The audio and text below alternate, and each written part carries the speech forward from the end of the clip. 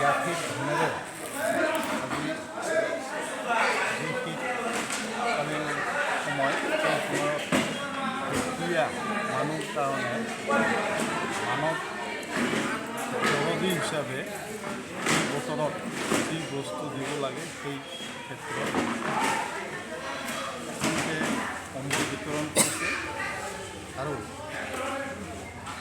সেই মৰ্মে আজি এই হেৰিত বিতৰণ কৰা হ'ল আৰু সেই ক্ষেত্ৰত নিশ্চয় ৰাইজে উপকৃত হ'ব বুলি আমি আশাবাদী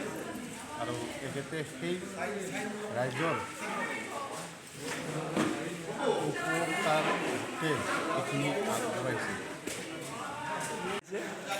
আমরা আশা করি তাকে আমরা যাতে সবাই মিলে জয়যুক্ত করে দিতে পারি, সেই আশা নিয়ে আমরা তাকে আশীর্বাদ করতেছি, সে যেন আমাদের থাকে এই